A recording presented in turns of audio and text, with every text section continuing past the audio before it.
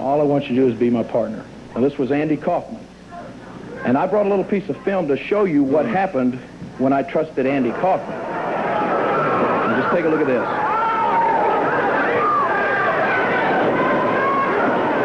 This is when Jerry agreed, and look at that. Yeah, so now I'm not trying to imply that this is what Bill Dundee is going to do, but all I'm saying is that before I risk any kind of a rerun of that type of situation, I think that he owes it to not only to me, but to the people here to prove himself. So until then, I think that he just needs to find himself a different partner. That's what I'm saying. I tried. I just want you to remember one thing. Just keep it in the back of your mind. Bill Dundee and Jerry Lawler is the best tag team combination that's ever been put together in the history of wrestling. And he wanted me to come down and try Lance, and I've tried, and I wished you'd really give it a lot of thought. Okay, well, appreciate it, Eddie, and thank you, Jerry, for sharing this moment or two with our championship wrestling fans. And the answer, Bill, is no. And that is the way that goes. We're going to take time out, and we'll be back in just a moment.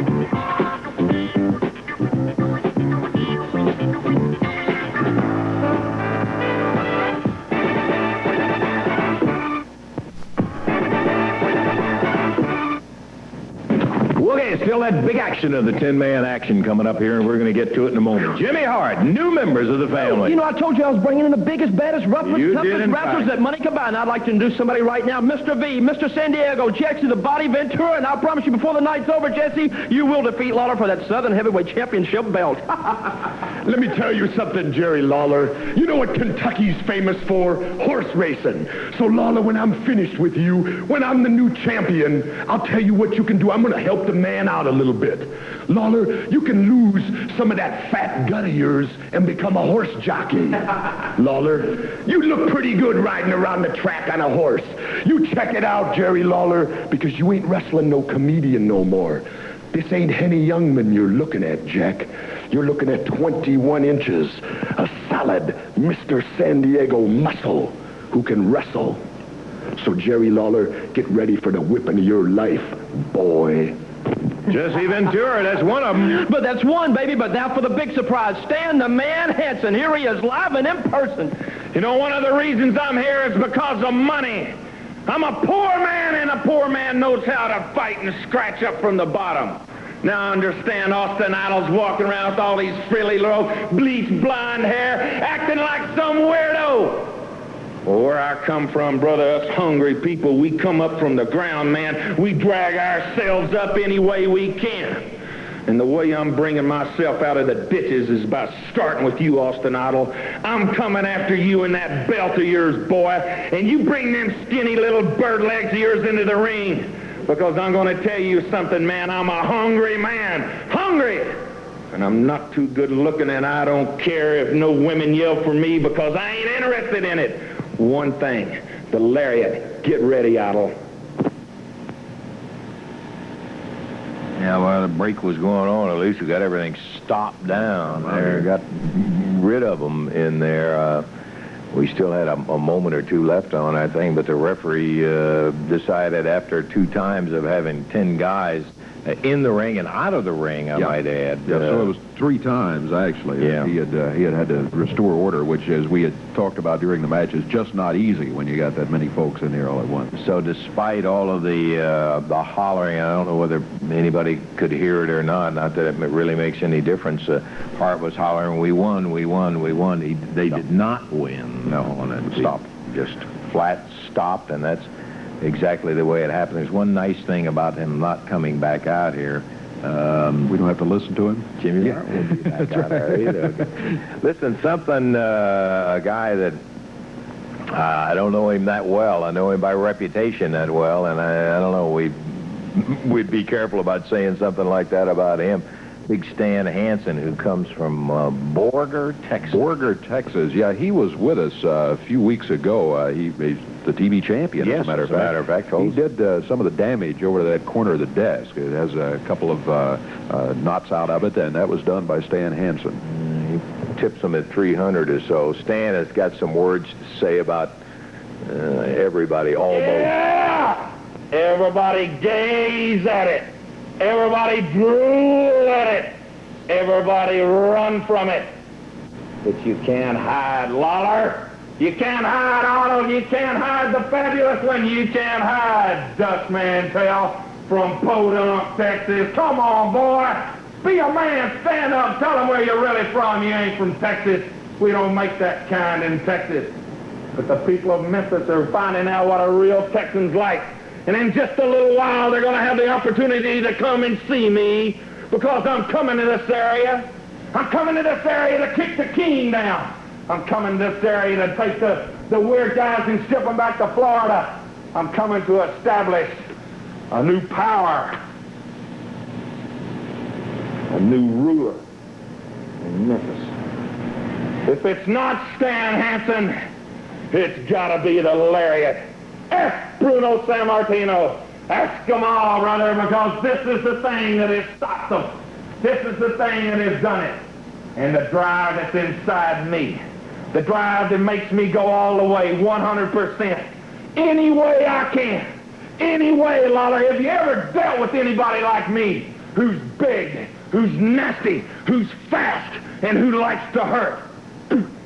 I chew tobacco. I'm not good looking, and I don't care if anybody likes me or not. I got what I want.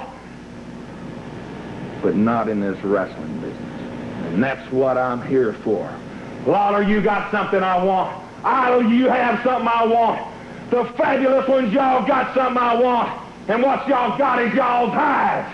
And I'm the man who can take it off of you. I am the man. Sometimes I wonder if anybody can stop me. Well, I know nobody in Tennessee, Kentucky, Mississippi, all these play Arkansas. There ain't a man alive, man, can step toe-to-toe with me. But I'm smart, too. I know what I got to do to be a winner. This thing right here has made me successful. It's going to make me a lot more successful. I've got the hunger, Lawler. You're fat and happy, boy. Everybody's fat and happy, but I'm not. I've been cleaned out, and I'm starting over. And I'm hungry, Jack, and I'm starting to the top. And I'm going to walk right over everybody in the Memphis area or wherever. It doesn't matter, because everybody's going to have a new household name, and it's called the Lariat. And who drives that Lariat? Stan Hansen from Borger, Texas, the biggest, baddest one of all. That's him. You go tell him he talks too much. Yeah, that's Stan Hansen, our TV champ. How about a recap today, Dave? All right, when is...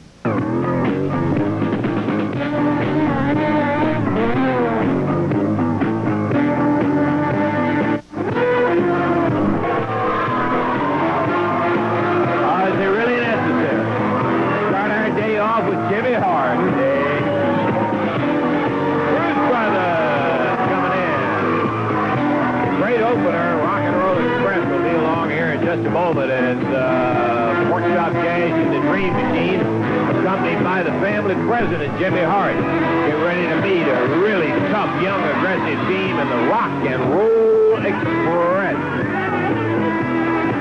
Hey, Jim, is that a promise? I know what happened last week. Okay.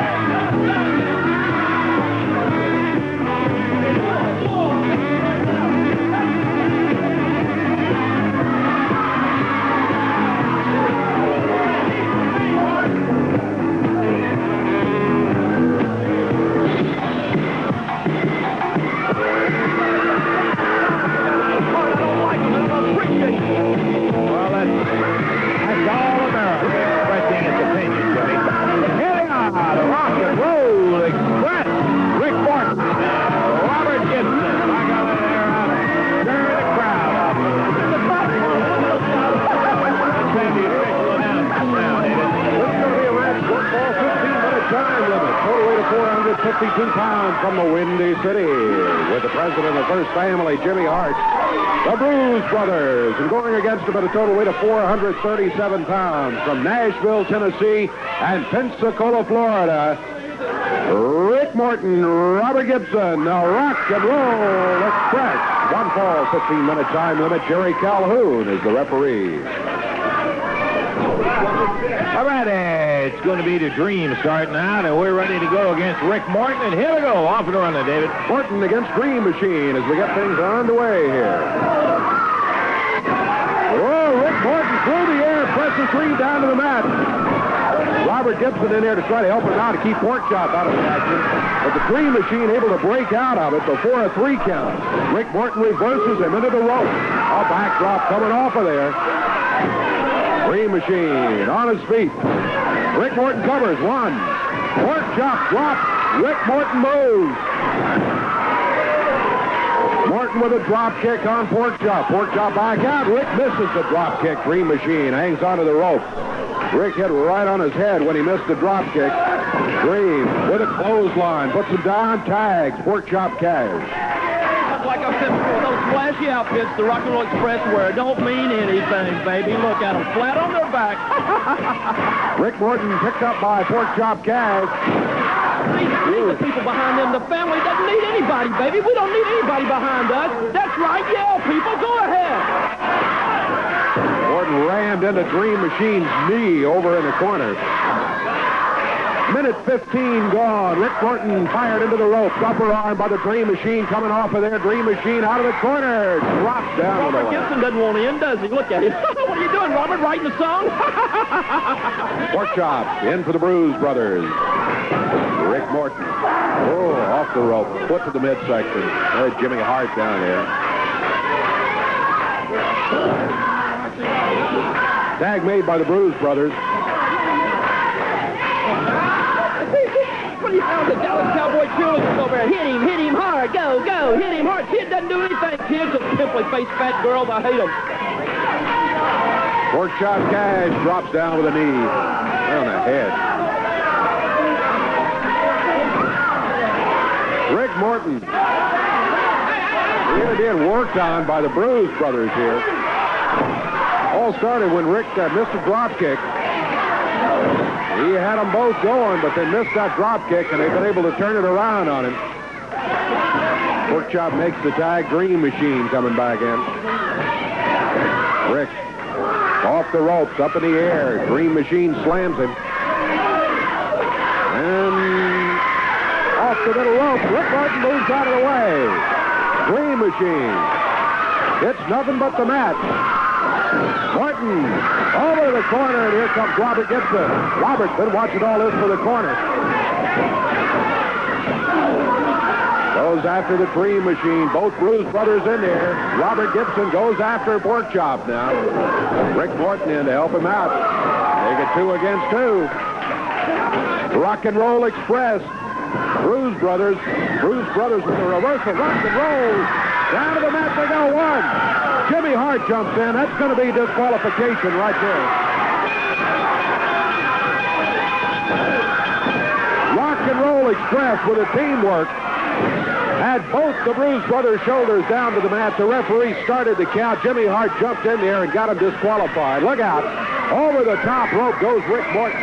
Through the rope comes Porkchop tag. Robert Gibson now jumped by Hart and the Dream Machine up in the ring. Here comes some help. Jim Jameson, Ken Raper, and Robert Reed in to try to help clear out the ring. Now we got a ring full.